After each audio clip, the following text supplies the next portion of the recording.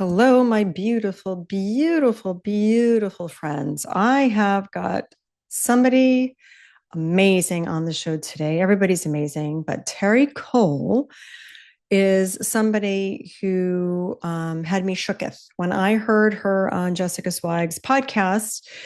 I don't know, a few months back.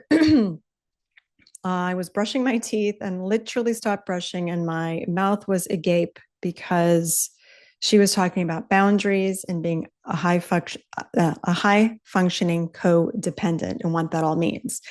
And so I knew I had to bring her on the show, and she is on the show today, and she is so fabulous that you are going to want to make sure you are listening to this in a place where you can really think. I know you're probably driving and doing all the things, but this is an episode you're going to want to go back to. She's going to give us homework and some tools, and you're going to really want to let this conversation permeate, percolate, and integrate into your psyche. But before we get started, I just want to give you a proper introduction to Terri. Terri is a licensed psychotherapist and global relationship and empowerment expert, and the author of Boundary Boss and Too Much. And Too Much is her most recent book, and we're going to get into a lot of that book today. For over 2 decades, Terri has worked with a diverse group of clients that includes everyone from stay-at-home moms to Fortune 500 CEOs. And she has a gift for making complex psychological concepts accessible and actionable so that clients and students achieve sustainable change.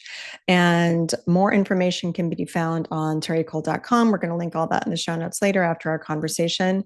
But what I want you all to know is that you're really going to learn today via this conversation about what high functioning codependency is. And hello, it's me. I'm the problem. It's me. I definitely am one of these people, and I'm venturing to guess you are too. And it's not what you think. It's not what you think. And after our conversation today that you're going to listen to, you're going to walk away with a better understanding of how you're relating to other people in the world. And you are going to have tips and tools on how to, well, first of all, you're going to find out if you're high functioning codependent, which I'm venturing to guess, like I said, probably most of you listening are. But it's not your fault. We were sort of raised to be this way. But she's going to share so many tips and so many tools that we are going to all be in active recovery after we listen to this episode. So, and I guess I could leave you with this, that we're going to start overdoing and over servicing and over being and start living a more joyful life. And that is why she's on the show today. And I know you're going to love and appreciate this conversation so much. And like I said, as soon as I heard her speak for the first time, I knew she had to be on the show so she could pour into all of you. And she left nothing out. She left it all on the floor. And I know you guys are all going to be wowed by this conversation, and you're going to walk away with some really great information, tips, and tools on how to live a more peaceful life. And I think that's what we're all after. Okay. I love you. Enjoy today's show. Terri, oh my God. Thank you for being here. I am so excited to have you here. And we were talking a little bit before about serendipity. And y'all, I'm talking to midlife women, all you hard charging ladies, and we have quite a conversation in store for you today. But what you need to embrace and just know is that believe in synchronicity. When you put your mind to things, amazing things happen. And Terri literally came into my life, as you just heard, less than 24 hours ago. And I get to bring her brilliance to you now. So Terri, let's dive into it. And here's the $1,000,000 question. Yeah. What is high functioning codependency? Let's do it. I'm super psyched to be here. So thanks for just jumping on it, Jen. Okay, so the phrase itself, because, listen, codependency is very well known. And in my therapy practice for decades, I've been a therapist for 27 years. I have super capable, super high functioning women, high achieving women. And so if I were to say to them, I would notice this pattern. If they were in a relationship and I noticed a relationship pattern that was codependent, and if I said that, like, hey, what you're describing as codependency, they would immediately be like, no, incorrect. They would say, Tara, everyone depends on me. I'm not dependent on squat, lady. I'm making all the dough. I'm making all the moves. I'm doing all the emotional labor in my family and in my workplace. So the problem was that they didn't see themselves in the problem. So you can see what a problem that would be for me as the therapist, because how am I going to help them get to the solution if they think other people are the problem and not them? So then I started doing research and being like, you know what? Codependency needs an upgrade. It really does.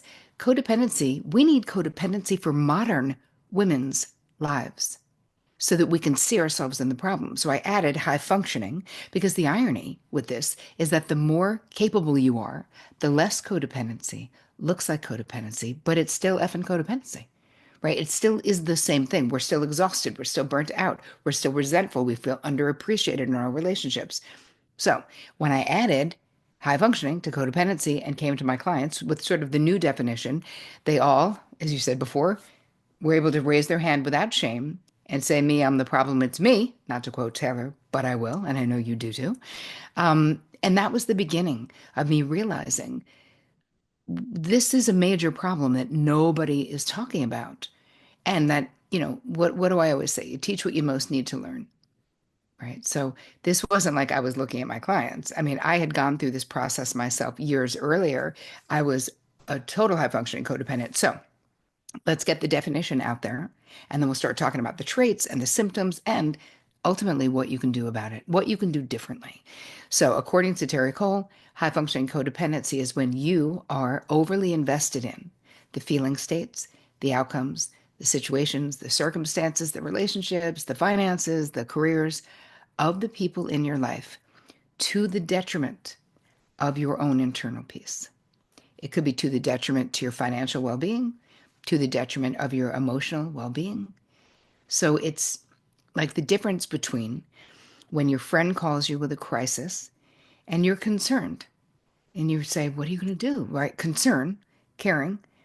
When you're codependent, it's not that. You literally think that it's your job to fix other people's problems.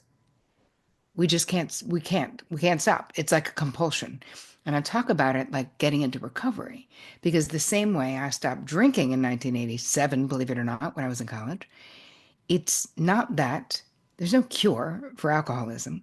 We just do something different. We just choose a different action. This is the same thing because this behavior, we'll get into the traits. It's not just auto advice giving, although it is auto advice giving, but it's not only that, there's a whole slew of behaviors. But this is compulsive, right? This is not, because people on the interwebs will be like, well, Terri, maybe I'm just caring. Ever think about that? I'm like, here's the thing. If you can't not do it, it is not you being caring. That's compulsive. Meaning somebody has a problem and you immediately go to lend them money or you immediately say, oh my God, I know the right oncologist at Sloan. We don't even let them finish telling us the problem before what we're doing inadvertently. And I say inadvertently because I was doing this for years and didn't mean to be. I thought this was what love was, but it was like inserting ourselves as the solution to other people's problems and their pain. And that is really dehumanizing to them, but I did not know that. I just thought that that was love. So that's why I coined the phrase, because I'm the biggest high functioning codependent to walk planet Earth, who's in recovery now. And I feel like I know it's not just me. It's all of my clients. When I couldn't believe how identified my clients were all like, oh my God, that's me. And I was like, everyone needs this. That's why I wrote a book about it. Um, yes. So when I first heard you on Jessica Zweig's podcast and I was like brushing my teeth, I stopped and my jaw dropped. I was like, what is this woman saying? What is she saying? I'm part of the problem. Oh my God. And I'd never heard it because a lot of you listening are probably thinking, like what Terri gave this great definition, but when you think codependent, you're like, oh, it's an unhealthy relationship, or you're giving money to your drug addict kid, or you're, Yes. being codependent because somebody's drinking too much. But it's really all these things you just said. To insert a personal story really quick, when I was going through, Sure. my listeners have heard this ad nauseum here, but I went through a big breakdown years and years ago, Mhm. and I had gotten my birth chart done. And this woman said to me, who didn't know me, she's like, Jen, in the midst of this breakdown, I'm helping somebody through a divorce, Terri. Hmm. I'm helping somebody get out of an abusive relationship. And she's like, Hmm. who's listening to you? Who is looking out for you? I couldn't, at that point, I couldn't get out of bed. I was sick. I was going to doctors. Yet Hmm. I was still inserting myself into everybody else's stuff. Like I Yes. have to help her get a job. I have to help her leave her abused Yeah. relationship. Of course, I had 3 kids and I had a husband. And when I was reading excerpts from your book and listening to that initial podcast, I was like, oh, Mhm. wait, because that was to the detriment of me. I had nothing left to give, but I was throwing myself into other people. Yeah. Why do we do that?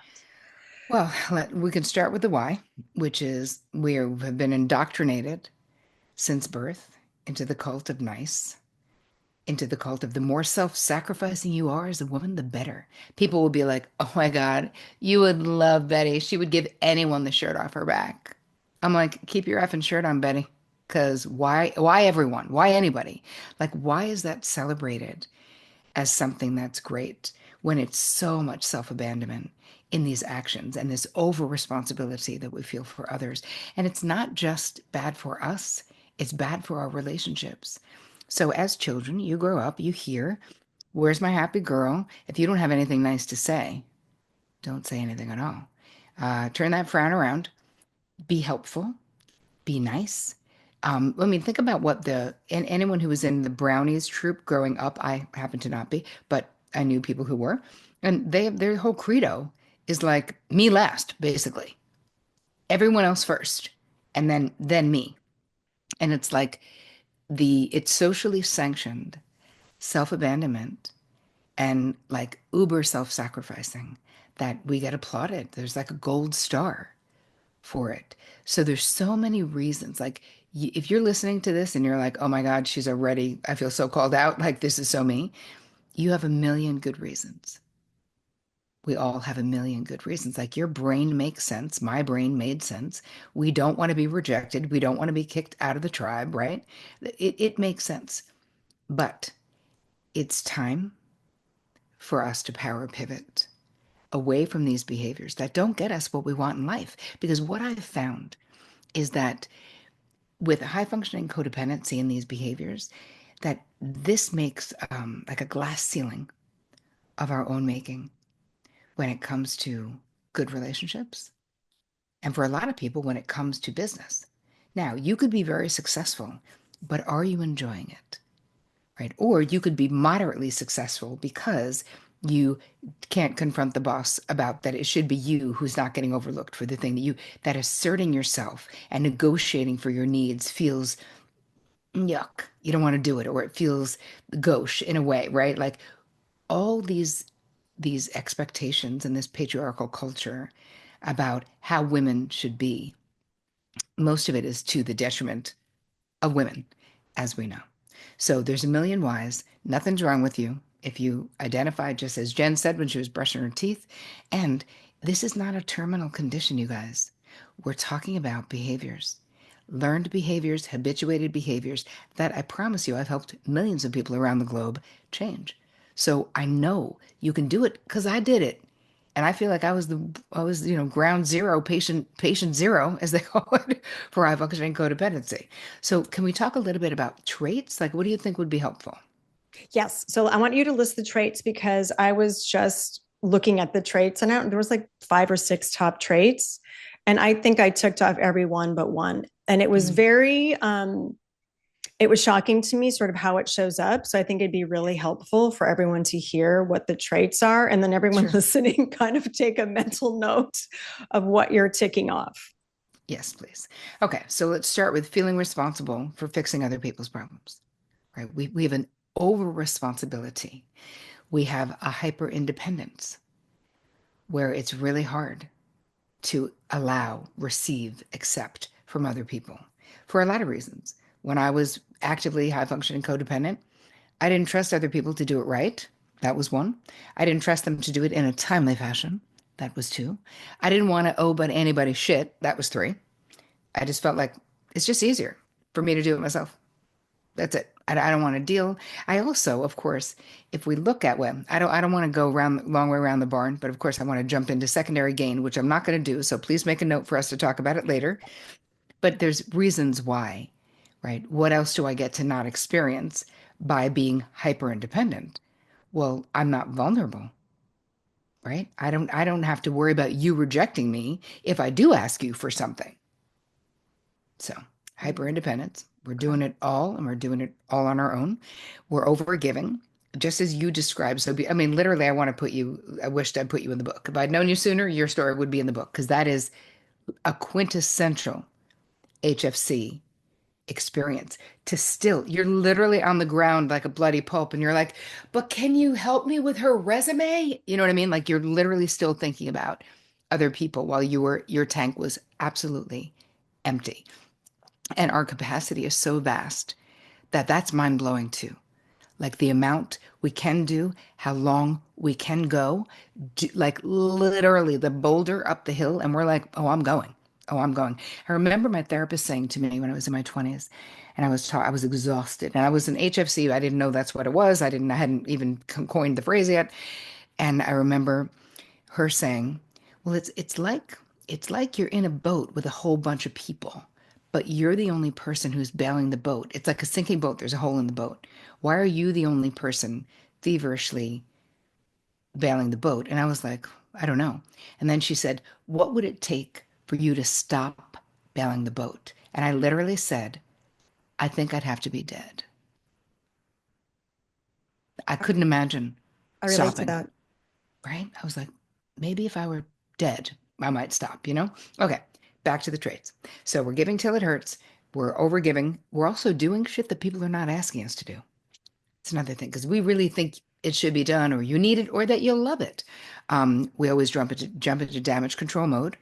And keep in mind, you guys, if you're listening, you're my favorite people in the world because you're so beautiful and you're so smart and you're such good learners and you're so freaking coachable and you love people and you're devoted, like all of your great qualities when you get into recovery, all of the great qualities of HFCs just become healthier. We just stop doing it at the expense of us. And then you're way more real in your relationship. So I'm just saying, don't be scared. Like you're still going to be you. You're still going to be fabulous. You're just going to be healthier. Um, You might feel exhausted, resentful, kind of bitter. I used to be like, who are these entitled mother effers in my life? And then I remember with therapist Bev being like, are they entitled? Or are you just serving yourself up on a silver platter, Ter? And I was like, oh shit, I actually think it's that. I was like, I was blaming them. She's like, right, it's you. So behave more behaviors. We have the auto advice giving. We have the being overly self-sacrificing because if you're an HFC, you're kind of always willing to take one for the team. We're like, you know what? Someone else always needs something more. We're like, it's cool. Don't worry about it. We want to fix problems quick as they come up. We don't like any conflicts. We don't like there to be any rumbling over there. So let's just say you and your partner both went, remember back when people left the house to go to work? So let's just say you both had jobs where you left the house. If you walked out and there was the car that they used had a flat tire, immediately you're like, don't even come back in. Just take the other car. I'll Uber. Like we're always getting ahead of problems. We're always anticipating. So we have the auto advice giving, right? We have anticipatory planning. If you have difficult people in your life, you're like, okay, so I have uncle, because I actually have these two idiot uncles who would come to my house at Christmas and they didn't get along and they couldn't sit near each other, just ridiculous. So I'd always be like, in my 20s, I'd be like, all right, I have the booze that Uncle Bobby likes. I have the booze that Uncle Jimmy likes. I would say to one of my sisters, you're on Uncle Bobby duty. Other sister, you're on Uncle Jimmy duty. Make sure they don't get near each other during this party because I don't want any bullshit. Instead of just being like, you two grown ass men need to get your shit together if you want to come to my Christmas party, I was like the puppet master. Like it's fine. If I just work out the seating arrangements right, it's all gonna be fine. There's not gonna be a problem. Okay. We have auto accommodating. And let's look at auto accommodating because what makes this type of codependency different is that we could become codependent with the world when you're in HFC because we have such a great capacity. We're super dialed into our environments. So I tell a story in the book where I'm at my hair salon in Manhattan and it's super busy on a Saturday. I don't usually go because it's like a zoo. And they put a mask on my hair and I'm like laying in the sink, but I'm going to be there for 20 minutes. And now all of a sudden I can see out of my peripheral vision, there's starting to be a line for the sink. So every new person with their little robe who comes over and is waiting in line, like Mm. I'm more and more anxious. I'm like, I should tell the assistant I don't need to sit in the sink. I could sit anywhere. They could just pin my hair up and I'll literally. And I'm so anxious that it gets to a tipping point. I call over the assistant and she's like, hi, we do this every Saturday, lady. Like, you're fine. Don't worry about it. But what I realized in that moment was that if I was doing that, I was not the only person doing that. And so I did a quick video and put it up on YouTube and it went viral. And people were like, "Oh my God, I am auto accommodating my face off in life. I'm exhausted from doing this." Because what is the cost? I could have been sitting there resting my exhausted brain. I could have called my mom. I could have been listening to a podcast. I could have been doing nothing. But instead, I was on the wrong side of the street. I was worrying about some shit that had nothing to do with me, just getting myself, twisting my panties up in a bunch, being all worried I don't want the assistant to get in trouble. Oh my God, relax, lady. So, anyway, auto accommodating is real. It doesn't just happen in the hair salon, it happens everywhere. The last two are overfunctioning and self abandonment. So, with overfunctioning, there's two ways that this happens. A lot of times, and I say this, I say it because it's a little funny, but I also say it because it's fucking true, that in my 20s, I could take a perfectly capable boyfriend and turn him into an underfunctioner in 2 weeks or less. Because I just had it. I mean, the mantra for the HFC is, I got it. I got it. Don't worry about it. And it has to be me. It's got to be me. I don't trust. Nope. This one's got to be me. I don't trust other people to do it. We really have this specialness thing because we are so capable. Listen, you're not overinflated ego, right? Because the truth is, if you're an HFC, you probably are quite extraordinary in your problem solving capabilities, in your business, and your ability to build a friggin' empire, all the things that you're doing, and raise kids, and take care of aging parents, and go to Soul Cycle 3 times a week, and be on hormone replacement therapy, make sure you're eating enough fucking protein, like all the things that we do as midlife women who actually kind of really do have it together. But this is hiding, right? This experience is draining your life force energy, and you can't do it forever. The self abandonment piece in this is real because if we are endlessly jumping in and sort of giving up what we should be doing for ourselves to do things for other people, we are endlessly self abandoning, right? And we're exhausted from doing it. So those are the traits. And if you feel them, if you're like, oh my God, that's me, don't worry. That's us too. We're all with you. But so many of these are learned behaviors. There was one more thing I wanted to say. Any kind of codependency, whether it's garden variety, like I am enabling an alcoholic, or whether it's high functioning, where I'm doing all the things for all the friggin' people and making it look easy. We're like, think about Fred Astaire and Ginger Rogers, for those of you who remember. Ginger Rogers did everything Fred Astaire did, except she did it backwards wearing heels. That's HFCs.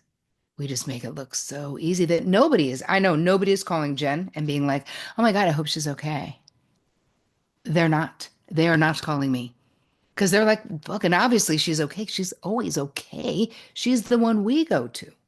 So again, there's an existential loneliness that can come from being as high functioning as we are. And any kind of codependency, which was the point I was going to make, garden variety or HFC, is an overt or covert desire or attempt or bid to control other people's outcomes. Oh my God. Okay, everyone take a deep breath and process all of that. So I many just had things. like 50 scenarios come up, and I'm just thinking of that one, that adage that's like, remember to check on your strong friend, because it's Yes. me. And, maybe selfishly you're here, Terri, to to be my psychotherapist for the hour. Yes, But, please. I've been in therapy for 20 years. I have stuff with Mhm. my dad. He was overbearing, explosive. And so I had a therapist tell me, 20 years ago when I started this whole journey, that my need to control my environment when I was young was kind of a coping, healthy mechanism. And so Yeah. I've done a lot of work to try to unpack that, but this is still popping up. This is everything we're talking about. I am still dealing with today after all this therapy. Yeah. And I want to ask you this question because for me, it shows up in work. Like people tell me all the time, and I was just at a lunch with a bunch of Hmm. high achieving women. So, whatever that means, upper middle class, wealthy, achievement oriented, but half of us are in tears because of the weight of the world. And I'm taking it all on. And I know you mentioned in your book too, we also think about the weight of the world issues also weigh heavily on us, and Yes. all the starving children in the world and all of the kids who can't afford to go to college. And we're dealing with our own kids and we're running businesses or we're going Yep. to big jobs. And I used to wish for like a frontal lobe lobotomy just to be like a Hmm. regular normal person and just kind of sit there and, just exist because that just seemed like it was easier. But But you're an when you empath, right? I'm an empath, highly And a highly sensitive. sensitive person, of course. Then Yes. we can talk about that and things that you can do about it. But of course you are, obviously. So am And I. then a lot of people like me are in these service-based businesses. And like in my archetype in the family, I'm the oldest of four. I was the Hmm. oldest to the degree where I took care of my younger siblings because there was a Yep. 10-year difference in an age Oh yeah. and needing to, you know, kind of be the person who wasn't too crazy because then my dad might pop off on something. And Yep. there's this whole thing. And I look at talking to a lot of friends, like there's a lot of these common themes and Mm. like these we're all high achieving and their capacity is big, you make it look easy. And yet last year, Terry, like I had deep dark thoughts and I Hmm. kind of had to throw my hands up one night and I actually had to have a conversation with my family. I kind of stomped my feet and said, I had like a mom tantrum. I was sick at Christmas. No one got me presents. I did everything sick, went to mass, the typical thing, sacrificed myself, Yep. beautiful Yep. table, all the presents are wrapped. And I sat on Christmas Day basically crying. Hmm. And I know And so many women relate to this. oh yeah, I mean, there's a whole SNL skit about moms at Christmas and how like, they see everyone else getting these exquisite gifts, everything is wrapped, and like mom gets like something stupid, like a nightie that she doesn't even want. And they're like, that's it for you, like one thing, if that. But again, we've constructed our lives this way. And so we can deconstruct and reconstruct. So does this all come from, if we're all dealing with this now, does this mean we all had some type of wound, like from when we were growing up, like a teacher, a parent, something that I know societally things chip away at us? And I know I can kind of go back with all the work I've done with my dad, and Hmm. I'm still unpacking and still figuring that Yeah. out. And let me just say this too before I forget, because this shows up for me really profoundly in work. And Hmm. I know for me, I care. And this goes to this whole psychotic thing of I care so much about the outcomes of anybody I've ever worked with that it's Hmm. become unhealthy and unsafe for me because I'm putting in 180%. Yep. And Yep. I can almost see myself doing this, but I can't stop. So I Yes. know a lot of women I've talked to feel this way. Like, what's a way to mitigate that? Do we have to walk away from what we're doing? Because I know she also wrote this other book about boundaries. Yes, So like indeed. She did. how do we exist in the world, Terry, with all this stuff? Help us. Well, back to that exact scenario with work. I would walk you through the process of understanding. The first thing I would say to you with when you're over functioning in work, I'll give you these questions. We can put them in the show notes. They're called the 3 Qs for clarity, just a tool that I created just for all the years I've been doing this. And we're going to ask 3 questions, and you can answer them right now, Jen. So think of someone where you were giving 180%. Mm-hmm. Who did that person remind you Oh, okay. This is easy because I have one particular client from a few years ago. My dad. of? Okay. Where had you felt like that before? That you were over functioning, over giving, sacrificing yourself? Yeah. When I was a teenager, probably. Okay. And how was that relational dynamic, like the dance you were doing with that client? How was that familiar to you? Did it mirror how you interacted with your family? Did it mirror the way you saw the caregivers in your family interact? Where just the sacrificing of self. It was a sacrificing of self and doing everything that I thought I was supposed to do, but wasn't loved in return. Okay. So right now, through those 3 questions, and you guys listening, if you find yourself in any repeated situation, how you can find out if you might be having a therapeutic transference is to ask those three cues for clarity. So now we've established Jen is having a transference. So it's a father-daughter transference in this work stuff. And what I would then do, if you were in my mastermind, I would then walk you through the process of, so what does the child within need, right? What are still sticky situations in your mind? Because we all have these experiences in childhood that create these wounds, right? We call them childhood wounds for a reason. And some of them we work on in therapy and they get better. But it's like wherever you have that wound, there's sort of an arrested development there. So we lovingly and gently go back and we go, okay, so let's think of all the times when you did this. Let's write about what are the peak experiences that you where you had this experience. You write about them. You talk about it. If it's the mastermind, then you talk about it within the group. You talk about it privately with me and then within the group. And then we do like a ritual burn around it. Like we find all these ways to be really specific about what is getting in the way of you creating the life that you want. So you would be able to identify me over functioning at work with clients is getting in the way of the balanced and joyful and satisfying work experience that you desire. So that would be something that you go, okay, so in these 9 months, this is what I'm going to work on. You know what I mean? I love that. And these were different types of clients, and I've since changed things to be more protective and Mm-hmm. selective and discerning. But I've never heard of the transference because in the case of this particular client, when I had put everything into this relationship, and this was during COVID, everything was heightened, and the then he lashed out. He was a narcissist also, but Mm-hmm. lashed out. But it was, and then I walked away from the, I ended up walking away from the business. So that was a healthy maneuver, but it wasn't Yeah. until like I would wake up and stress, and I wake up in the morning just stressed. And that's how I would start my day every single day dealing Oh, with this person. And then when these things ended, I couldn't stop crying. And I'm like, this is what is happening to me because this is business. yes. This is a client. So there's something deeper. And I had to go to my therapist, and it went back to the whole father wounds. And I'm like, oh my God, I've Yes. been talking about this for 20 years. It's still not healed. Like, what's happening? Right. But it was an unnatural response that took me out, Terri. It Yes. took me So, out. but this is how we know, though, Jen, when you have an amplified reaction where you're like, holy shit, this is like, I just got hit by a bus of feelings. What's going on? And you're not going to believe that the book I'm writing right now that comes out in 26 is called Big Daddy Issues. Oh, shit.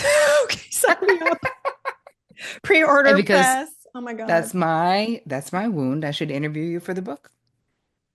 That's my biggest, it's my biggest wound. Me too. And I'm still dealing with the effects of it. Yep.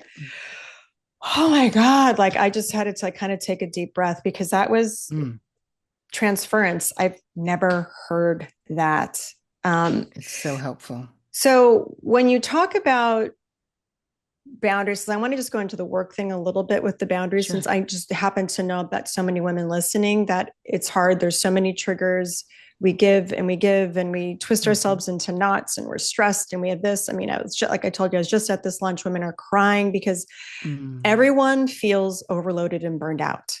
yep. And work is a big piece of it. And some people can make Hmm. changes, a lot of people can't. Like what can we do? Like what are some actionable ways or tips or tools that we can do to kind of manage that, as well as the unhealthy, because I do want to get into the relationships with family and friends, because you said it shows up in all Hmm. these different relationships, It sure does. siblings, Well, best but friends, the whole nine we yards. can use this. I have a tool that because when you teach this, it's like you have to come up with tools because people are busy, right? So we're not going to be like, well, you got to get in therapy for 20 years. That's not happening. So I mean, maybe it is, but do you know what I mean? The tool is this. We're going to take a resentment inventory. Ooh.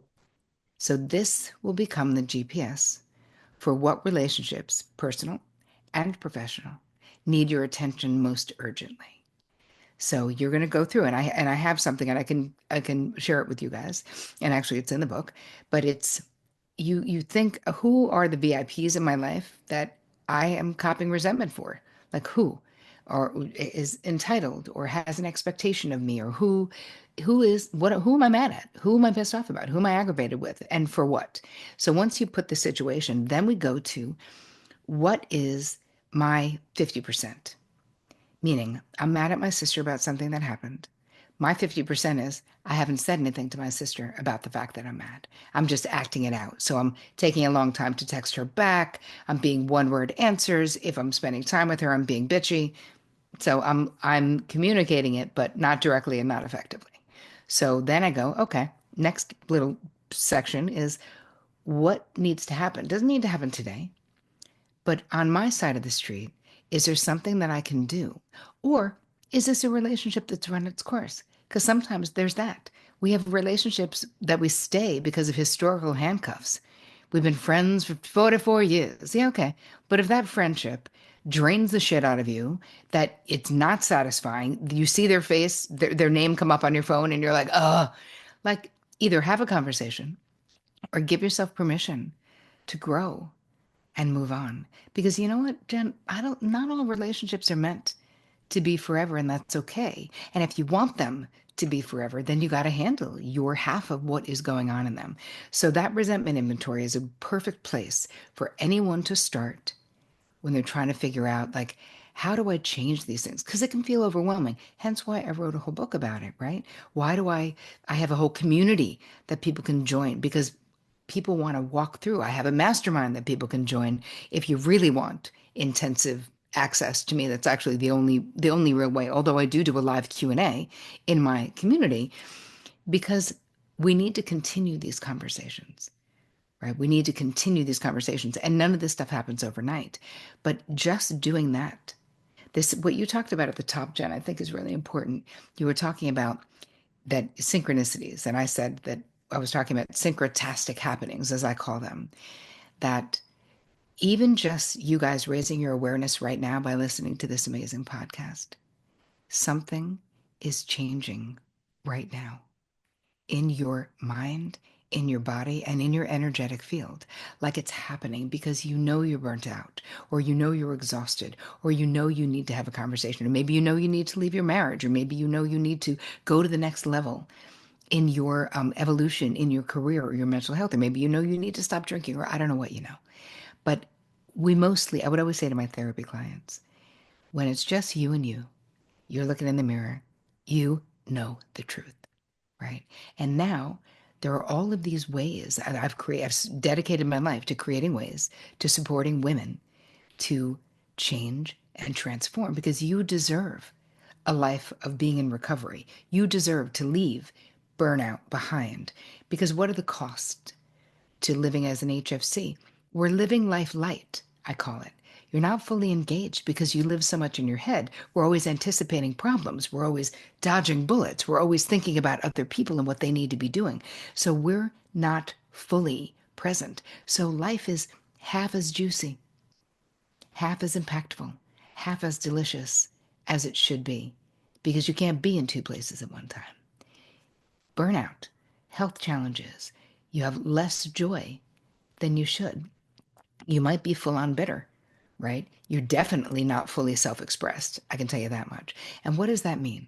When we are managing all these people, when we're saying yes, when we really want to say no, what we're doing is giving corrupted data to the people in our life about who we are. So when I talk about boundaries, I talk about them as your own. I want you to think about them as your own personal rules of engagement, to let other people know what's okay with you and what's not okay with you. And according to me, your boundaries are made up of your preferences, your desires, your limits, and your deal breakers. But when you really think about that, Jen, those things don't just make up your boundaries, they make up who you are as a person.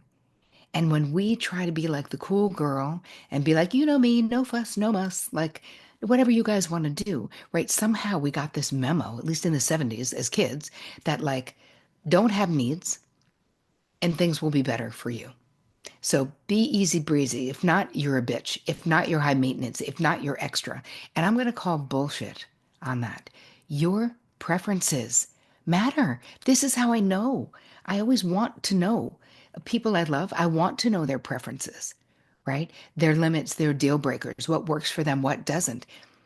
Why do we think that we shouldn't have those things? And it's funny, if you're a real HFC, but you're also, have an empire and do your thing, you probably are not a people pleaser, let's say in business, in some ways. But we're also high level people pleasers, meaning we know we do so much. My winning formula was that I would do so much in my relationships work wise and when I was a talent agent and all the things I was doing that I would be above reproach. I'm going to do it so right and so much that nobody can say shit about me ever, right? But I was doing it out of fear rather than doing it because I was striving for excellence. It was like I was stuck in that perfectionism trap of like, it must be perfect in order for it to be valuable, which of course is fucking exhausting and you can't live your life that way. So, how do we get into recovery? Because I don't want to run out of time before we give other Oh, ideas. And if oh. you have questions, ask them. Oh no, I was just going to say the perfectionism. I know so many when my eyebrows raise, like everybody's raising their hand. We can all, and I don't think I've ever thought about my early career years as what you just said of the achievements and the ladder. And was it because of enjoyment or was it because I need to get my gold star? I need to get the trip to Europe. I Yep. need to Yep. have the awards and accolades. Yeah. What was I even present in any of this? And Well, then I coupled I with the definitely wasn't. self-sacrifice. Yeah. Oh Mhm. God. Coupled Okay. with the Solutions. self-sacrifice solutions. And another thing, another way to think about ambition, because this was a massive awakening for me, is that I thought I'm just ambitious. This is amazing. I was like leaping up the Hollywood ladder in my late 20s, early 30s, just leaping. And what I learned in therapy is that I was actually running away from something. I wasn't running towards. I was using my ambition and my success and the money and the famous people I represented to be like, look at, see, I am worthy because I have a father wound. And I told myself my father wanted a boy and I was his fourth daughter. So I always felt like a huge disappointment. Like we all have our reasons as to what drives our behavior. But I would never have seen that. I thought my ambition was amazing, even though I was absolutely devastatedly exhausted and burnt out and ended up getting cancer. Interestingly, I'm fine, but that's Oh true. my God. A sidebar on that really quickly, Mhm. because I find myself in that story and had a father, never said he loved me, nothing. We had a big blowout when I was 45. I'm 55 now because he basically told me to fuck off. I mean, it was a whole thing. We've made some amends, but there's still wounds there. And we had this big thing. And then I just said, all I ever wanted to hear from you is that you were proud of me.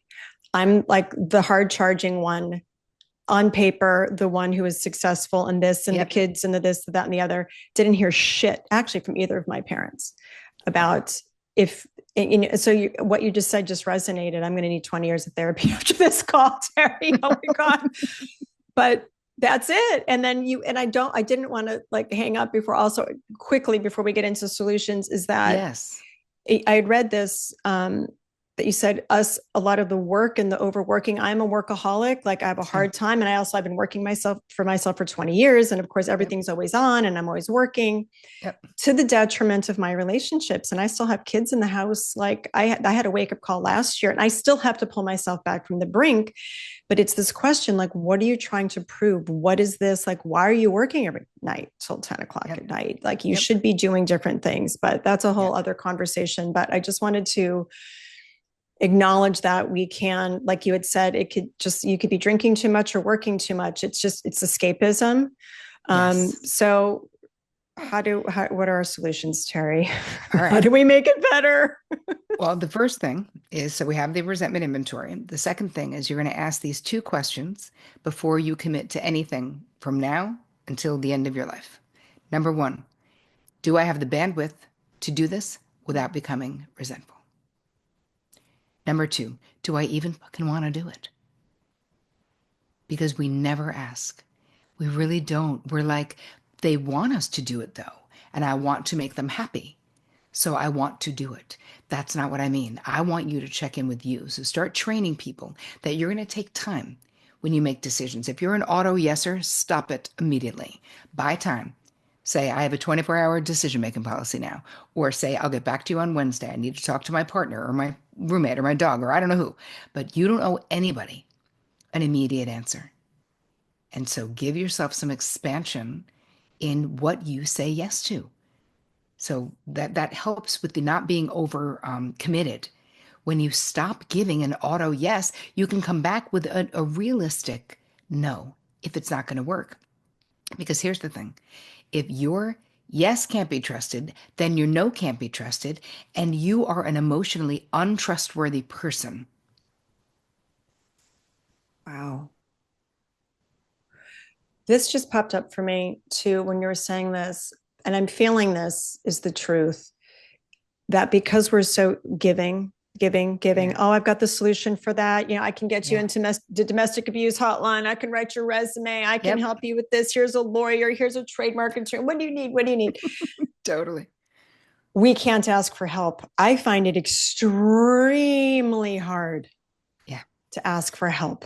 And Yep. that's probably layered. Is it because I think that makes, I don't want to bother anybody? Sure. Like, oh, she's having a bad day. Yep. It's just, there's probably But it's a layers underneath worthiness. that. But Jen, there's a worthiness Yeah. thing there too. And I had the same wound and I had the same experience. Like, I don't want to put anyone out. Although I will put myself out, or I did when I was really active HFC, endlessly for people. And you're like, huh, what is that about? It's a worthiness thing. When you have a father wound or a mother wound, these are the people who were supposed to like value us no matter what. And P.S., they didn't.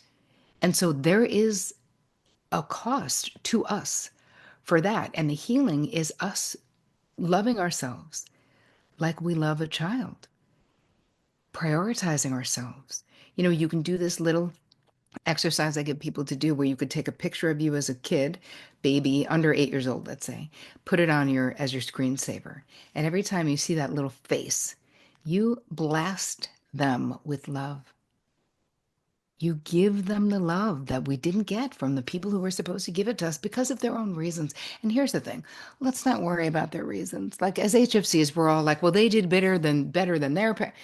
Here's the thing, the little kid in you doesn't give a shit why your father did what he did or why my father did what he did. The 10-year-old in me is like, how about me? The 5-year-old in me is like, how about me? The 17-year-old is like, how about me? So much of the work when you get into recovery as HFC is that you're reconfiguring your relationship to yourself and to your inner children at all those different ages where we start having fun. We start doing shit, not because it's productive, just because it's fun. Imagine that. We do things that are messy. I give assignments to people. I'm like, think of things you loved to do when you were a kid. Start doing them at night instead of working at night. If you love to paint, start painting, even if you suck. Who cares? Do shit because it's fun. This is important. Gather with other women because this is important. Knowing that other women are amazing and have your back, and you have this whole community, Jen. I mean, you know this, but the healing happens when we invest in ourselves, when we put our stake in the ground, when we say shit is going to change, and then we do the work. We give ourselves the gift of letting things change. So another few ideas, and then we'll talk about different offerings after. We're going to surrender to what is. As HFCs, we always think we can change what is. We're going to surrender to what is, meaning if your best friend is in a shitty relationship, she's in that relationship, you're going to surrender and you're going to respect her autonomy. You can tell her, hey, I'm concerned. I love you. And then you're going to let the chips fall where they may because they're not your chips. Right? They're your friends' chips. And a lot of times when you're in HFC, a lot of times people are afraid of you. You judge people. They're worried that you're gonna like have so many ideas and then disapprove because we're not following through on the ideas. So we need better boundaries, meaning stop trampling on other people's sovereignty, raising our awareness, which you're already doing right now, right here and right now. Um, let other people live their lives to the best of your ability. So we can learn to ask expansive questions. Instead of be directional, we can say, how can I best support you right now, babe? Tell me. We can ask expansive questions. Then what happened? We can say things like, oh my God, that sucks. I'm so sorry. That sounds like it was hard. I'm here if you want to talk, right? You don't need to have the answers. And the thing is, you don't. And listen, it doesn't mean you're never going to tell someone your opinion in your life. Of course you are. But don't have it be the first stop on the bus because that stops the intimacy in your relationships. It centers you as the answer instead of, you know what the real flex is, Jen? And when it comes to love, according to Terri Cole, is someone you love is in super pain, dark night of the soul. It's you being able to be in the foxhole with them without trying to fix them, compassionately witnessing the shit show that their life is right now, and just saying, I am here. I love you. Let me know how I can best support you. That's it, right? That's the flex because auto fixing other people's lives, that's what you're doing for you. Because now I feel better. I gave you a solution, and your pain is so distressing to me that I can't stop, but you can. And when you do, your relationships will blossom. And when you do, your nervous system will be more regulated. Allow yourself to disappoint other people and stop being the one to be disappointed all the time. Prioritize your preferences, your pleasure, your passion in life. Prioritize those things. Don't just do them, right? When you're in HFC, there'll be a point in your life. And Jen, you were talking about that point, and I've been to the point where everything is just fucking checking a box. Even shit we're supposed to be enjoying. We're like, going to my mother's 88th birthday. Fucking great. Get it off the list. Like, don't even want to do it because we've put ourselves out so much. We're so depleted.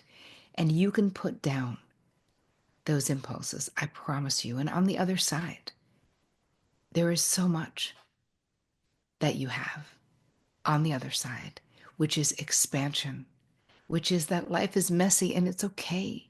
Bless the mess. Do shit you're bad at, right? Go back to things you loved in childhood, you know? But I promise you, you can heal, is all I'm saying. Oh my God, Terri, I could talk to you for 3 more hours. I'm just sitting here enthralled. We're all going to have to take some cleansing breaths. And I just need to journal about this conversation. I would suggest you guys all do that too, because certainly things came up. I have 80 things that just came up for me just during this Mm. conversation. Alas, I can't keep you here for 3 hours. Mhm. Before we get into where we can find you and support you, I have to let you, shout out this phrase to my community because every guest says you're not too fucking old too. And I know you'll have a zinger. So Terri, you're not too fucking old too. Up your erotic intelligence. Ooh. Okay. So this has been mind bending and expansive and amazing. And I don't even have Mm. all the words for what this conversation was. And I know everyone listening, all you guys just let this absorb. And you might want to go back and listen to this one again and let it Mm. sort of integrate and do. Terry's going to give us some homework and I'm going to drop that into the show notes. But Terri, tell us about the things you've got coming up. So if women want Yeah. to work with you and experience you and get into your world, how can we do that? Okay, so I have a mastermind that's a 9 month container. That is the closest way to work with me. It's already almost filled, so I have about 2 spots left. For anyone who's interested, you can go to terricole.com/flourish. You have to fill out an application, and then you will immediately jump on a call with me. It's not like a salesperson. And also, I will not be selling you because it's not my thing. Either you're right for it or you're not. But it's a beautiful container for 9 months. It's so amazing. I love it so much. It's my favorite thing. So we meet weekly. Well, there's 2 core meetings a month, and then there's additional meetings that people can come to. We meet in person twice to do 2 3-day beautiful retreats, which I love the most because the amount of work that we get done in 3 days, wow. And it's a mastermind that's business acumen and all the things. Maybe you want to write a book. Maybe you want to sell your book for $1 million. Maybe you need a book proposal, which I give you mine if you join the mastermind. Or you want to I've had a podcast, a top rated podcast for 10 years, YouTube channel, all of the things that you might want to do. Maybe you want to change careers. I have people in all phases of their experience and of their life there. So there's the business part, but probably the most unique aspect is the psychological piece, which is where you meet with me alone for 3 sessions. each person in the mastermind, which is why I keep it really small. They'll only be probably end up with the maximum I've ever had is 12. I usually take about 10, and I already have 8. Um, and then, this piece of shadow work, father wound work, mother wound work, all the things that we need to do in our lives that are to remove that glass ceiling. And even if you've had a lot of therapy, as you can see, Jen, you've had a ton of therapy. You are very fluent in therapy stuff. And there's still so much that we can do. And in the 9 months, and if you guys go to the terricole.com/flourish, you'll actually see there's videos of my past participants being like, well, my God, my whole entire life changed. But it's also so much fun. It's just such a loving, safe, and sacred container. And I feel like I am uniquely gifted and skilled to create it because of my own life experience. So anyway, that's beautiful. If anyone is interested in that, I'm still taking people. I know this is coming out and there's still another 4 days, but I'd say take action if you think you want to do it. And I also have a community that is terricole.com/TCM. And that is, you can see that. And these links will all be on the free gift that I have for you, which is, hold on. Here we go. It's terricole.com/HFC, and it's a high functioning codependency toolkit. So there's meditations and there's simplify and do less PDFs and a little video that I made for you, the power of no meditation, just things that sort of can get you started on this journey of getting into recovery from being a high functioning codependent because there's so much juiciness on the other side for you. Oh my God, there's all these things. And I personally think that our work in midlife, it's not marketing funnels, it's not optimizing YouTube. It is No. not. It's Yeah, getting rid of the shit and the patterns and the behaviors and unpacking and getting clear, right? And getting yeah, clear. And then you're going to soar to levels you can't even imagine. Because I know we absolutely. all have the stuff holding us back. So we're going to link all that in the show notes and also links to your books, links to the free gift, links to the mastermind and all of that. And Terri, from the bottom of my heart and soul, thank you. This has been eye-opening and amazing and incredible. And I'm just so honored that you're on the show and that you just spread your beautiful light and your wisdom with my community. I just thank you so much. I Truly. so appreciate you, Jen, and what you're doing. So thank you for having me.